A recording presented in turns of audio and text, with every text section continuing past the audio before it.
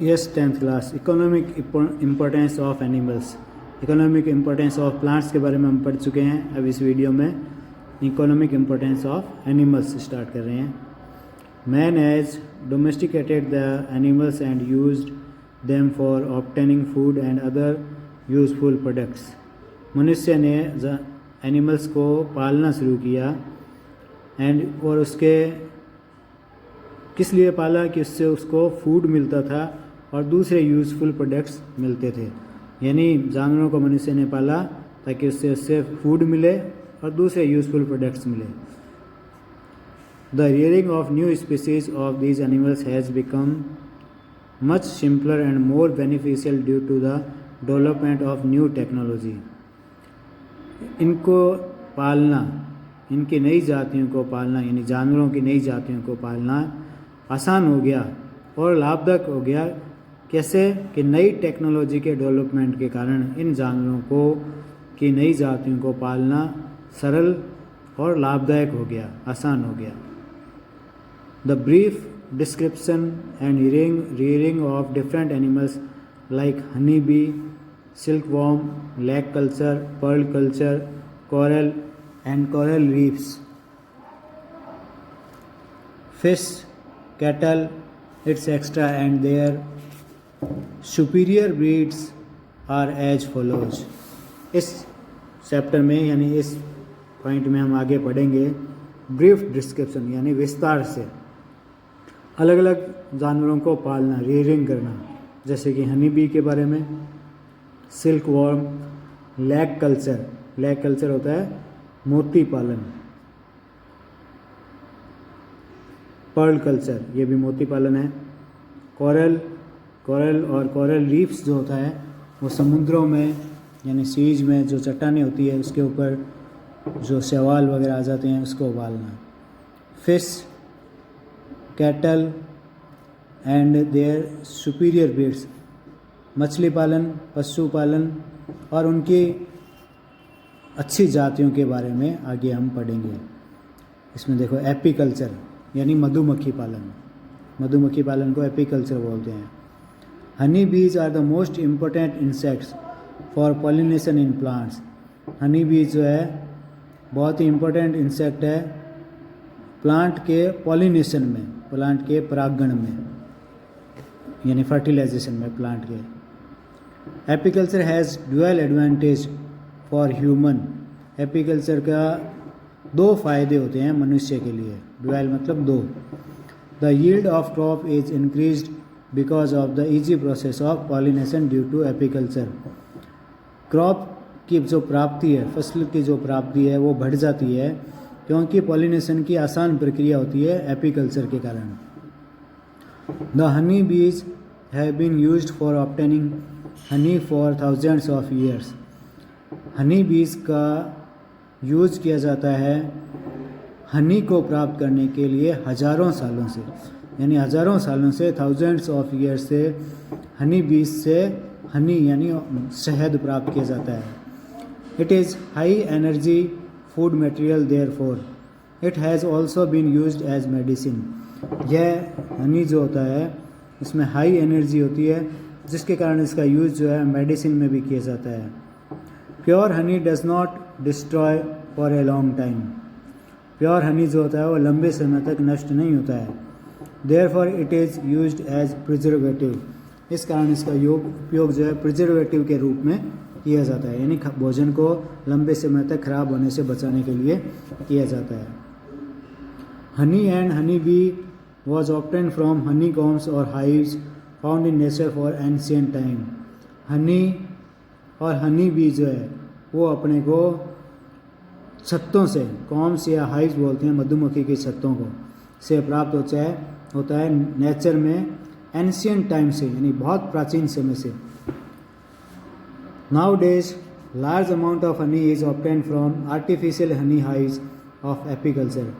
आज के दिनों में यानी वर्तमान में हनी को जो है बहुत ज़्यादा मात्रा में आर्टिफिशियल हनी हाइव्स यानी आर्टिफिशियल मधुमक्खी के जो छत्ते बनाए जाते हैं एपीकल्चर से, मधुमक्खी पालन में, उनसे बहुत ज़्यादा मात्रा में हनी अब प्राप्त किया जाता है। सेरीकल्चर रेशम कीट पालन। We are rearing sericulture from thousands of years to obtain silk.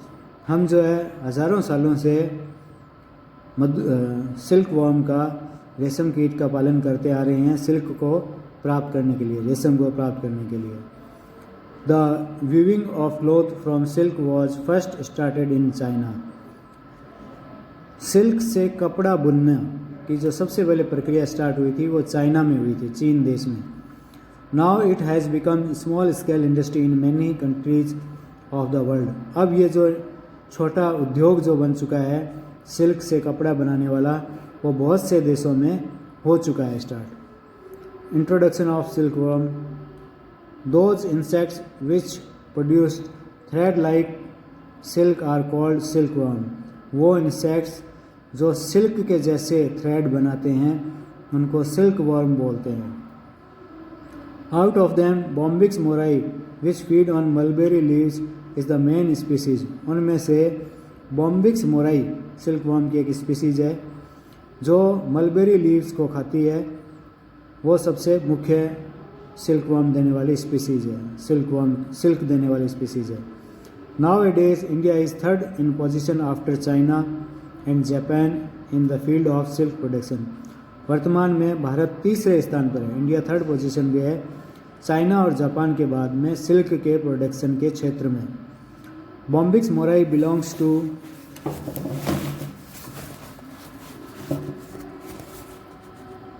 Lepidopetra order and good quality of silk is produced by this silkworm। Bombyx mori जो है लेपिडोपेट्रा ऑर्डर से संबंधित है और इससे जो है बहुत अच्छा सिल्क जो है प्रोड्यूस होता है बॉम्बिक्स मोराई से।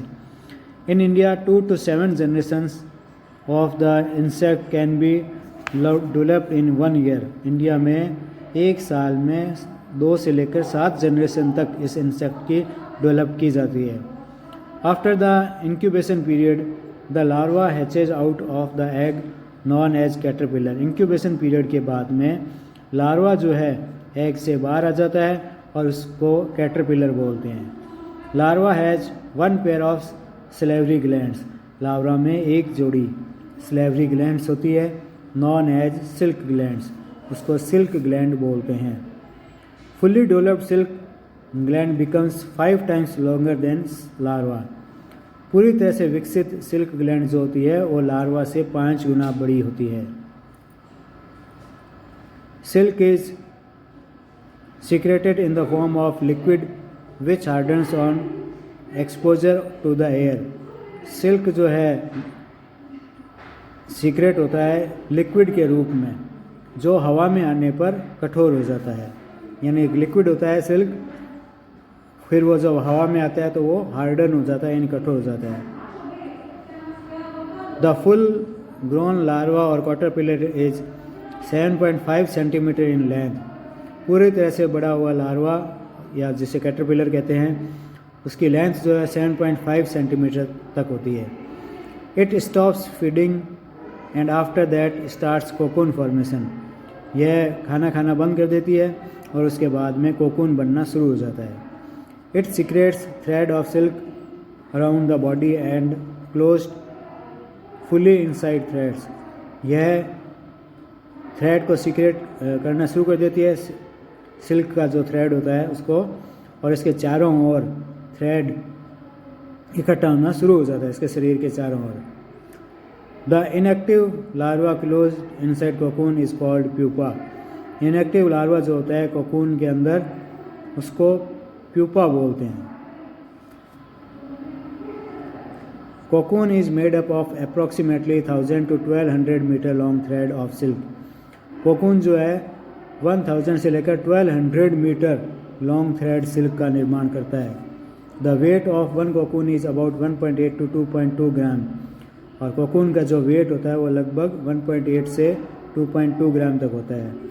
Silk is made up of protein. Silk जो है प्रोटीन से मिलकर बना हुआ होता है। It's inner part is made up of fibrin. इसका अंदर वाला भाग फाइब्रिन से बना हुआ होता है, और फाइब्रिन प्रोटीन से। And outer part is made up of sericin protein. और बाहर वाला भाग जो है इसका सेरिसिन प्रोटीन का बना हुआ होता है। और सेरीकल्चर के लिए it is necessary to have mulberry gardens.